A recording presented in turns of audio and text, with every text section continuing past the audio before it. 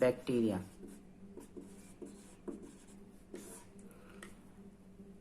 Bacteria एक prokaryotic cell है।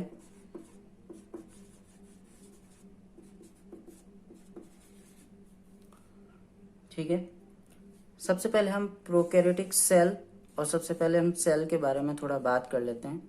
Cell क्या होती है? सेल एक हमारी कोशिकाओं, जो हमारा शरीर है जो कोशिकाओं से मिलकर बना होता है, तो शरीर की सबसे छोटी इकाई सेल कहलाती है।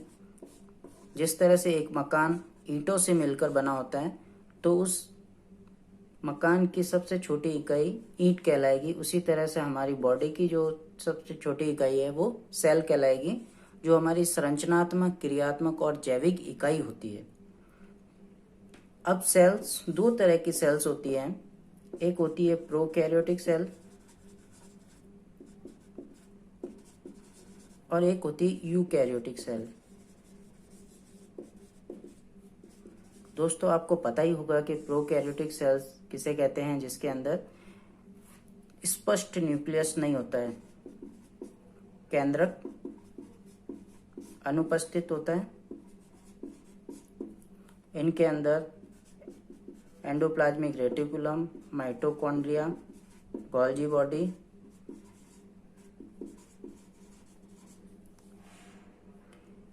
ये सब एब्सेंट होती हैं।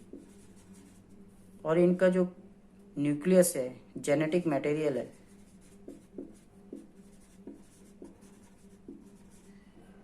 वो साइटोप्लाज्म में ही पाया जाता है। साइटोप्लाज्म में ही पड़ा हुआ रहता है, क्योंकि इसके अंदर केंद्रक अनुपस्थित होता है। केंद्रक के अंदर केंद्रिका होती है, वह भी एब्सेंट होती है। इसके अंदर कोई भी, केंद्रक के चारों तरफ केंद्रक झिल्ली भी एब्सेंट होती है, वो प्रोकैरियोटिक कोशिका कहलाती है। और प्रोकैरियोटिक कोशिका ब्लू ग्रीन एल्गी, ठीक है, माइकोप्लाज्मा और बैक्टीरिया के अंदर पाई जाती है। इन तीन के अंदर हमारी ये प्रोकैरियोटिक सेल पाई जाती है। अब शुरू करते हैं बैक्टीरिया के।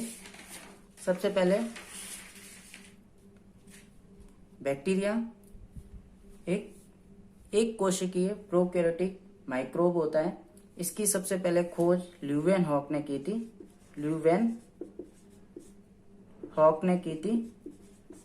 अपना खुद का सूक्ष्मदर्शी निर्मित किया था। और उसके अंदर अपने दांतों का जो मैल है, उसके अंदर सूक्ष्म जीव देखे, ठीक है, और उनको उसने एनिमलकुली नाम दिया। क्या नाम दिया? एनिमलकुली नाम दिया, ठीक है। उसके बाद जो ल्यूवेनहॉक है, इसी ने सबसे पहले जीवाणु की खोज की थी, इसीलिए इसे फादर ऑफ बैक्टीरियोलॉजी, जीवाणु विज्ञान का जनक कहा जाता है। क्लियर? अब जो बैक्टीरिया नाम है वो एहनबर्ग ने दिया था।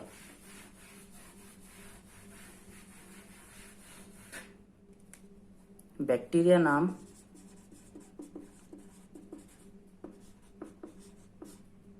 एहनबर्ग ने दिया था। लुईस पाश्चर व रॉबर्ट कॉच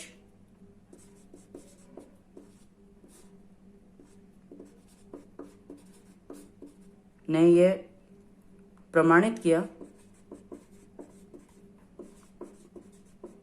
कि जो फर्मेंटेशन है,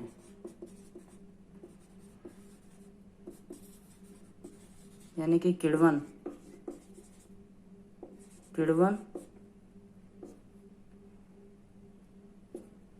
और प्यूट्रीफैक्शन यानी कि प्रोटीन अपघटन, प्यूट्रीफैक्शन क्या है, ये सवाल आ जाता है कभी। प्यूट्रीफैक्शन किस क्रिया को कहते हैं? इसे प्रोटीन विघटन को प्यूट्रीफैक्शन कहा जाता है। तो लुईस पाश्चर और रॉबर्ट कोच ने प्रमाणित किया कि फर्मेंटेशन और प्यूट्रीफैक्शन जीवाणुओं द्वारा होता है।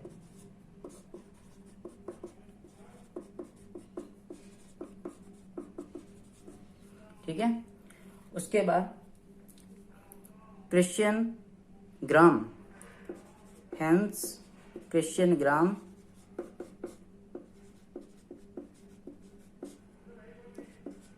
इसने ग्राम स्टेनिंग मेथड, जिसके अंदर बैक्टीरिया को स्टेनिंग की जाती है, ग्राम स्टेनिंग मेथड की खोज की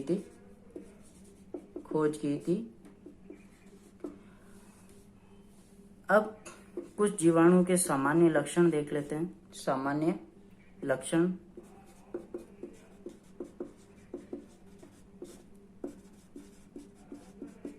सबसे पहला लक्षण है सर्वव्यापी होते हैं, अर्थात भूमि, भू, जल, वायु सभी स्थानों पर पाए जाते हैं। ठीक है। जीवाणु अपना भोजन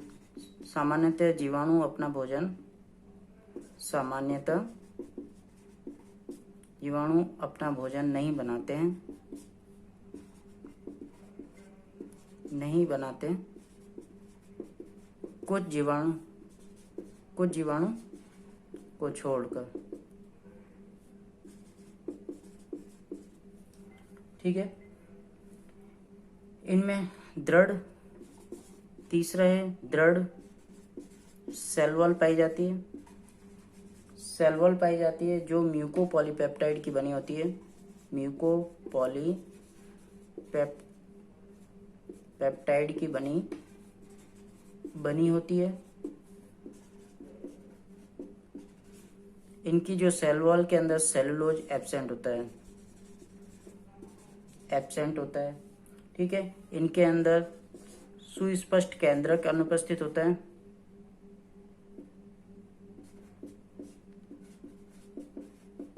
केंद्रक एब्सेंट होता है, केंद्रक झिल्ली भी एब्सेंट होती है, वह केंद्रिका भी एब्सेंट होती है। ठीक है। इनका जो जेनेटिक मटेरियल वो होता है डीएनए या आरएनए, दोनों में से कोई एक होगा, दोनों एक साथ नहीं होते हैं। ठीक है। इनका जो श्वसन का कार्य होता है, इनमें श्वसन का कार्य वो अंतर्वलित कोशिका झिल्ली, जो इनकी कोशिका झिल्ली है वो अंतर्वलित होकर एक मीजोसोम्स का निर्माण करती है। कोशिका झिल्ली है वो अंतर्वलित होकर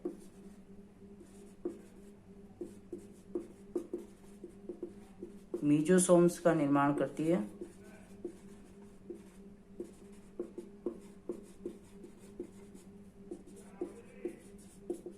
उसके द्वारा होता है। और ये मीजोसोम्स के अंदर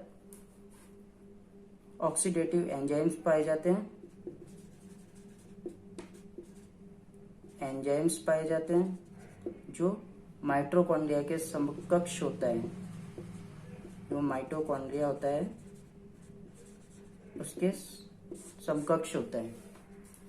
ठीक है। अब बात करते हैं इनके अंदर जनन।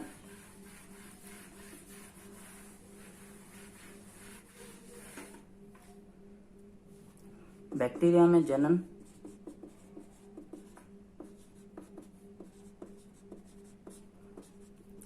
अलैंगिक जनन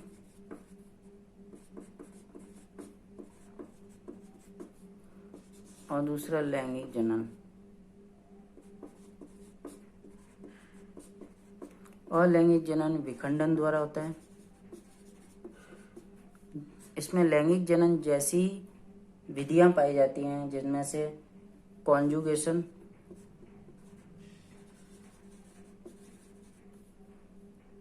ट्रांसडक्शन और ट्रांसफॉर्मेशन, ये इन 3 विधियों से इनके अंदर लैंगिक जनन होता है। अब इसका हैबिट और हैबिटेट देख लेते हैं। आपको पता है कि जीवाणु एक कोश के सूक्ष्म जीव होता है जो पृथ्वी पर सभी जगह उपलब्ध होता है। यह लो पीएच, कम CO2, कम ऑक्सीजन, ठीक है, अत्यधिक प्रेशर, हाई प्रेशर में भी पाए जाते हैं। और ये निम्न तापमान -190 डिग्री सेंटीग्रेड से लेकर 78 डिग्री सेंटीग्रेड तक के तापमान के अंदर मिलते हैं, यानी कि बहुत ज़्यादा ठंडे में भी और बहुत ज़्यादा गर्म। ये हॉट स्प्रिंग में मिलते हैं, गर्म पानी के जो झरने होते हैं वहाँ पर ये मिलते हैं, गर्म पानी के झरने, इनके अंदर भी ये पाए जाते हैं, ठीक है। बैक्टीरिया का जो आकार होता है वो माइक्रोन में होता है, 0.0001 मिलीमीटर या 10⁻⁻6 माइक्रो, ठीक है, माइक्रोन। अगर आपको कहें कि एक बूंद में कितने बैक्टीरिया होते हैं, तो एक बूंद पानी के अंदर 5 करोड़ बैक्टीरिया हो सकते हैं, 5 करोड़ बैक्टीरिया हो सकते हैं, ठीक है। थायोफाइसा, पॉल्यूटेंट, ये जो बैक्टीरिया है इसका व्यास 18 माइक्रोन होता है, सबसे बड़ा बैक्टीरिया कहलाता है, सबसे बड़ा, यह है सबसे बड़ा बैक्टीरिया। बैक्टीरिया में भी आपको ये ध्यान रखना है, थियोफाइसा वॉल्यूटेंट सबसे बड़ा बैक्टीरिया होता है। और बैगियोटा एक बैक्टीरिया और है, बैगियोटा,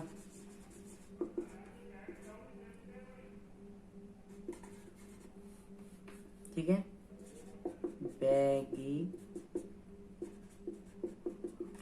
बैगियोटोआ, उच्चारण इस तरह से होगा, बैगियोटोआ। ये 70 से 80 माइक्रोन लंबा होता है, ठीक है, सबसे लंबा बैक्टीरिया कहलाता है।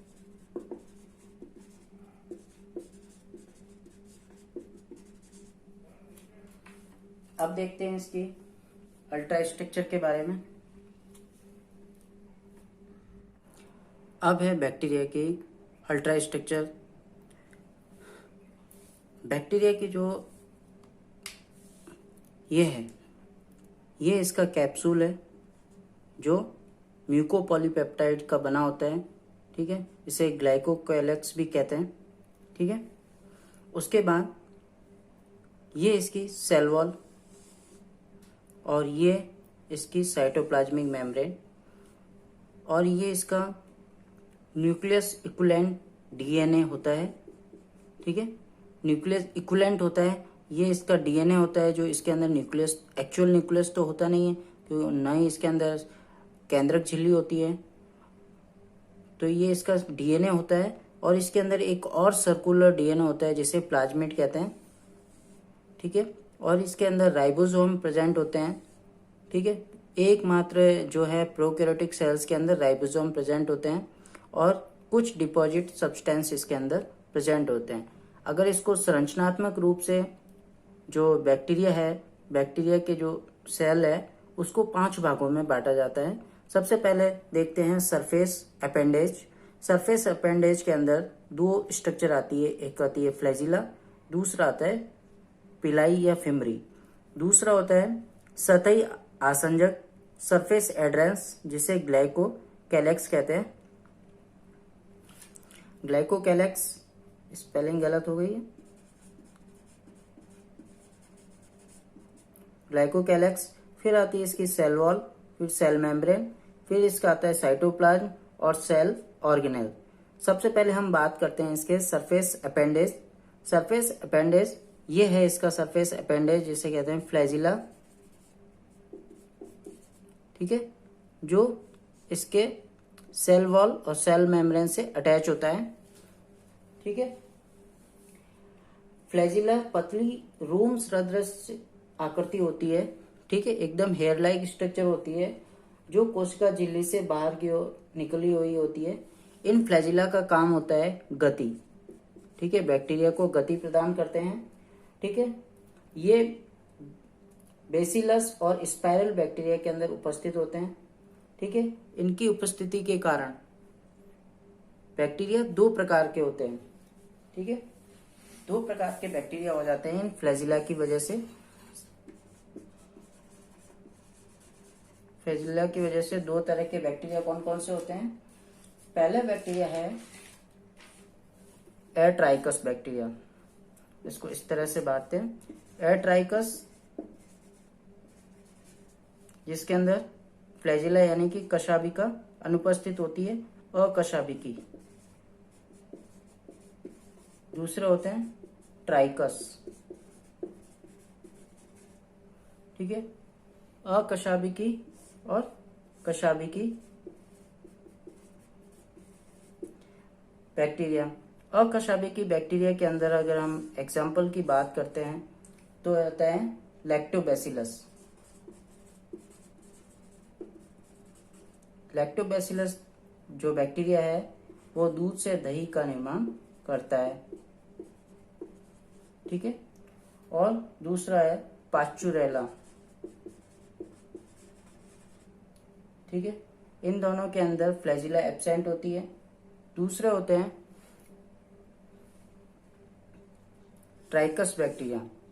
ट्राइकस बैक्टीरिया जिनके अंदर फ्लैजिला प्रेजेंट होती है। अब फ्लैजिला के नंबर ऑफ फ्लैजिला के आधार पर भी इनको अलग अलग पार्ट में बांटा जाता है। सबसे पहला है मोनोट्राइकस। मोनोट्राइकस जिसके अंदर एक फ्लैजिला होती है, ठीक है। जो फ्लैजिला है इसके किसी भी एंड पे हो सकती है, यहाँ या यहाँ कहीं पे भी एक फ्लैजिला होगी। एग्जाम्पल है इसका विब्रियो कॉलेरी।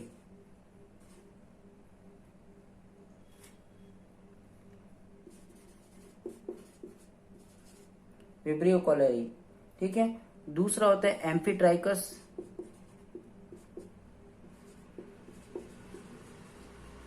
पहला पॉइंट, ये दूसरा एम्फीट्राइकस। एम्फीट्राइकस के अंदर कशेबिकाएं दोनों सिरों पे होती हैं, दोनों एंड पे होती हैं। दोनों एंड पे एक या एक से अधिक फ्लैजिला प्रेजेंट होती है, ठीक है।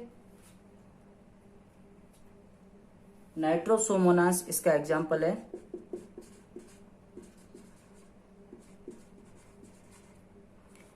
ठीक है। और ये जो फ्लैजिला है वो फ्लैजिलिन प्रोटीन का बना होता है।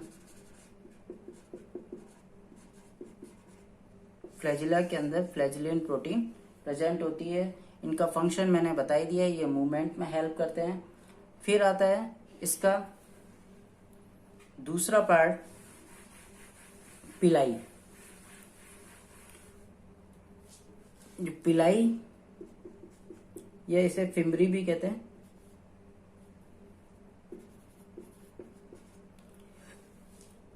ये फिम्बरी विशेषकर ग्राम नेगेटिव बैक्टीरिया के अंदर, अभी हम बात करेंगे ग्राम नेगेटिव और ग्राम पॉजिटिव बैक्टीरिया क्या होते हैं, ठीक है। अभी सिर्फ इतना जान लीजिए कि ये जो पिलाई होती है वो ग्राम नेगेटिव बैक्टीरिया के अंदर पाई जाती है, और ये जो पिलाई होती है वो प्लिन प्रोटीन की बनी होती है। प्लिन प्रोटीन की बनी होती है, ठीक है। ये सेक्सुअल रिकॉम्बिनेशन,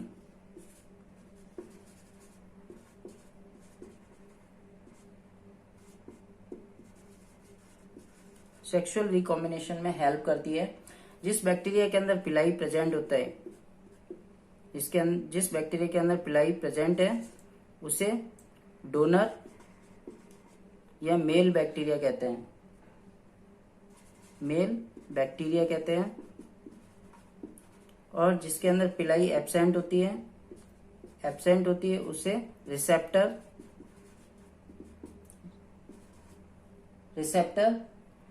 ठीक है, या फीमेल बैक्टीरिया कहते हैं।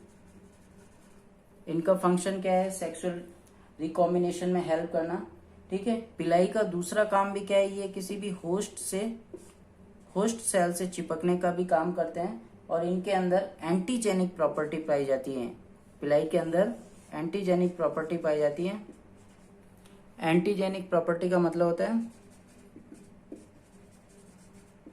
ठीक है, ये जो एंटीजन, जो हमारी बॉडीज होती हैं, एंटीबॉडीज होती हैं, उनके विरुद्ध इनके अंदर एंटीजेनिक प्रॉपर्टी पाई जाती है।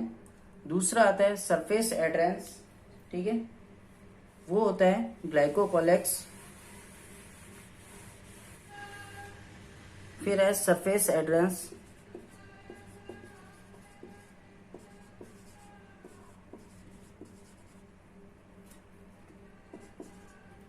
इसमें आता है ग्लाइकोकोलेक्स, ग्लाइकोकैलेक्स, ठीक है। ये जो कैप्सूल होता है, जो बैक्टीरिया का जो कैप्सूल होता है वो ग्लाइकोकैलेक्स का बना होता है, ठीक है। इसका काम क्या होता है, ये अटैचमेंट में हेल्प करता है। इसकी सहायता से बैक्टीरिया किसी भी सतह पर चिपक जाता है, चिपकने में हेल्प करता है, चिपकने में हेल्प करता है।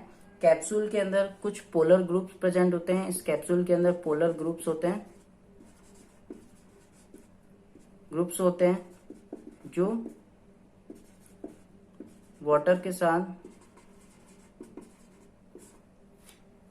के साथ बंधुता कर लेते हैं, जिससे बैक्टीरियल सेल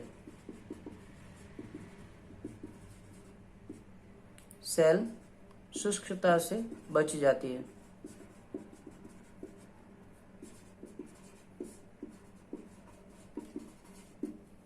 ठीक है, उसके बाद ये ग्लाइकोकैलेक्स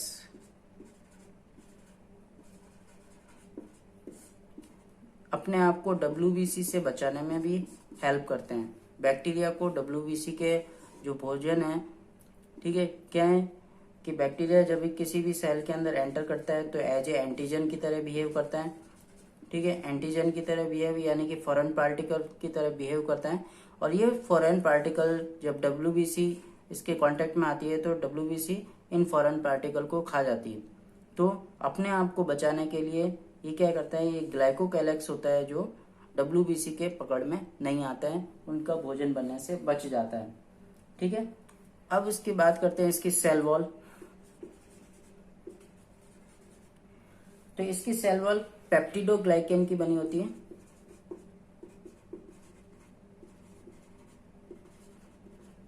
पेप्टिडोग्लाइकेन की बनी होती है, जिसे कॉमनली म्यूरिन के नाम से भी जानते हैं, म्यूरिन के नाम से भी जाना जाता है।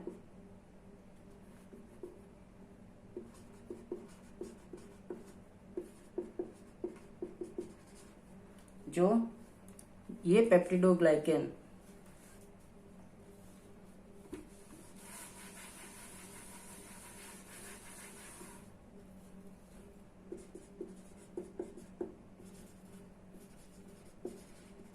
ये पेप्टिडोग्लाइकेन एन एसिटाइल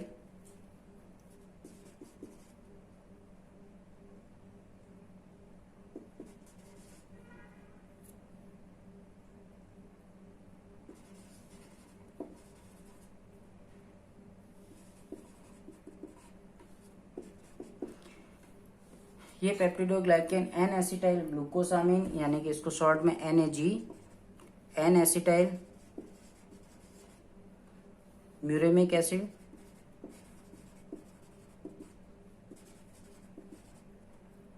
NAM और 4 D एमिनो एसिड्स की बनी होती है। ठीक है, तो ये पेप्टिडोग्लाइकेन का कंपोजिशन है एन एसिटाइल ग्लूकोसामिन जिसे नाग और एन एसिटाइल म्यूरेमिक एसिड जिसे नाम कहते हैं। ठीक है, इसका कार्य क्या है, सेल मेम्ब्रेन का कार्य क्या है, ठीक, सॉरी सेल, हम पढ़ रहे हैं सेल वॉल। सेल वॉल का जो कार्य है वो जीवाणु को आकार प्रदान करना। सेल वॉल का काम क्या है, जीवाणु को विशिष्ट आकार प्रदान करना।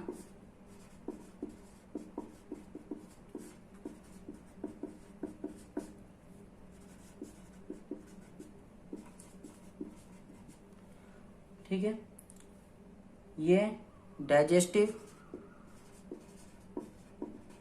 एंजाइम, होस्ट सेल के जो डाइजेस्टिव एंजाइम्स हैं उनको अंदर आने से रोकती है।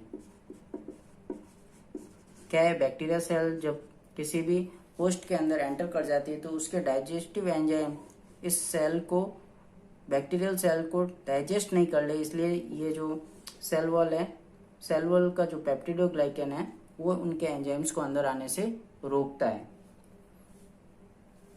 अब उसके बाद बात करते हैं बैक्टीरिया के क्लासिफिकेशन। तो बैक्टीरिया को कई प्रकार से बांटा जाता है, आकार के आधार पर, उसकी सेल वॉल के आधार पर, उसके श्वसन के प्रकार के आधार पर और उसके पोषण के प्रकार के आधार पर। तो हम बात करते हैं यहाँ पर उसके आकार के आधार पर उसको 4 भागों में बांटा जाता है। सबसे पहले है स्फेरिकल बैक्टीरिया यानी कि गोल bacteria, bacillus bacteria, spiral bacteria और विब्रियो बैक्टीरिया।